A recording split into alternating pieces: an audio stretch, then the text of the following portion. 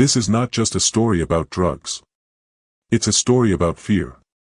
About power. About race, politics, and a truth buried beneath decades of propaganda.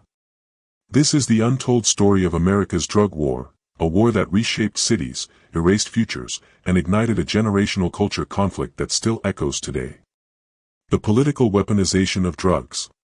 Nixon's declaration in 1971, President Richard Nixon declared drug abuse as public enemy number one. The official narrative? That drugs were tearing the country apart. But behind this public concern was a calculated political strategy. John Ehrlichman, Nixon's domestic policy chief, revealed decades later, the Nixon campaign in 1968, and the Nixon White House after that, had two enemies, the anti-war left and black people. We knew we couldn't make it illegal to be either against the war or black, but by getting the public to associate the hippies with marijuana and blacks with heroin, and then criminalizing both heavily, we could disrupt those communities. Key outcomes. Creation of the DEA in 1973. Surveillance programs like COINTELPRO targeting activists and civil rights leaders. Spike in arrests and incarceration rates, particularly for nonviolent drug offenses. Impact. Massive surveillance and arrests of anti-war protesters and black leaders. Framing of drug use as a moral failure rather than a public health crisis. The beginning of mass incarceration. From crack to control, the Reagan era. The escalation begins. President Ronald Reagan took Nixon's blueprint and expanded it into a full-scale moral and militarized campaign.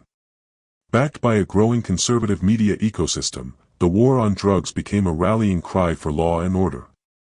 Nancy Reagan's "Just Say No" campaign was plastered across schools and TV screens, but its effectiveness was questionable.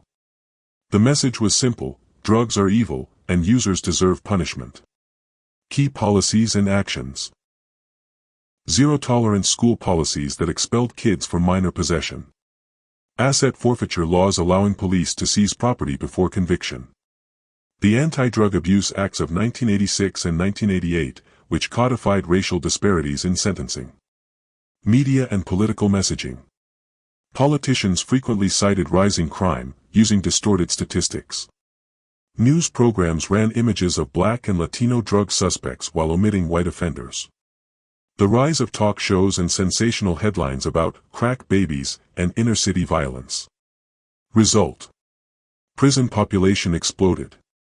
Disproportionate targeting of Black and Latino neighborhoods.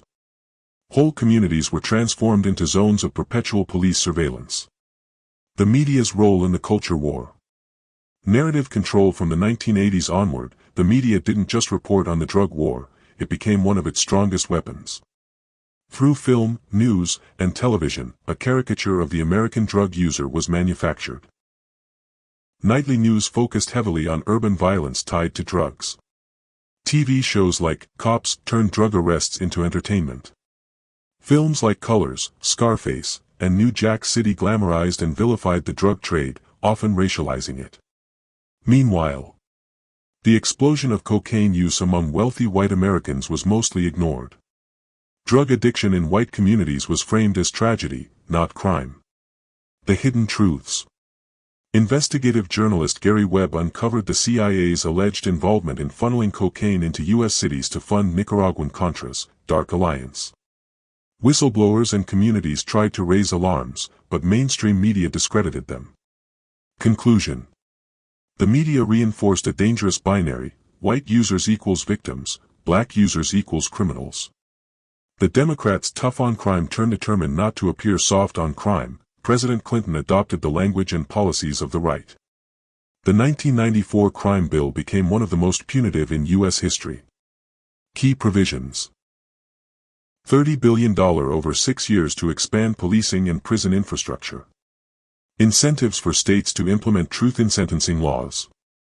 The 3 strikes rule led to life sentences for nonviolent third offenses. Who benefited? Private prison companies like Corrections Corporation of America. Politicians from both parties claiming they were cleaning up the streets. Who lost? Generations of Black and Latino men. Families destabilized by long-term incarceration. Public trust in policing and justice institutions. Statistics.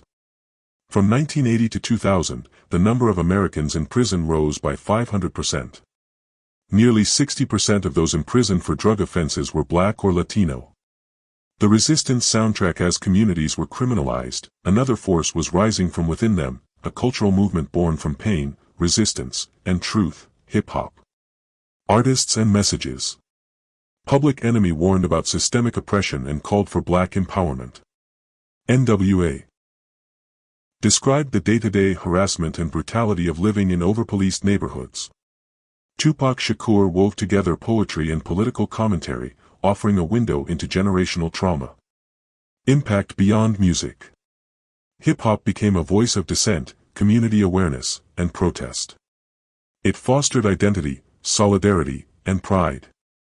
Politicians and the media attempted to censor it, calling it violent and immoral. But despite efforts to silence it, hip-hop became a global phenomenon, influencing culture, fashion, language, and activism. The double standard. The opioid crisis. By the 2000s and 2010s, a new drug epidemic hit America, prescription opioids. But this time, the victims were often white, suburban, and middle class. Public response. Compassionate coverage. Calls for treatment, not incarceration. Class action lawsuits against pharmaceutical companies. The contrast. Crack users faced decades in prison. Opioid users received state-funded rehab and media empathy. Why the difference? Racial bias deeply embedded in media and policy. Economic class played a major role in shifting sympathy. The culture war re-emerged, this time redefining who deserved help. Conclusion. America's drug policies have never been about consistent justice. They have always been about who society chooses to protect, and who it chooses to punish. The new green rush as marijuana became legal across dozens of states, a multi-billion-dollar industry was born. Yet irony persists. Thousands of people remain imprisoned for marijuana-related offenses. Many of those profiting today had no involvement in legalization efforts or suffered no harm from past criminalization. Inequities in the legal industry. Licensing costs and regulations lock out formerly incarcerated individuals. Corporate-backed businesses dominate the market. Activism and pushback. Advocates demand retroactive expungement of cannabis charges. Some cities and states are implementing social equity programs, but progress is slow. Hope for the future. Education and mobilization are rising. Voters and young activists demand restorative justice, not just legalization. What the drug war really was.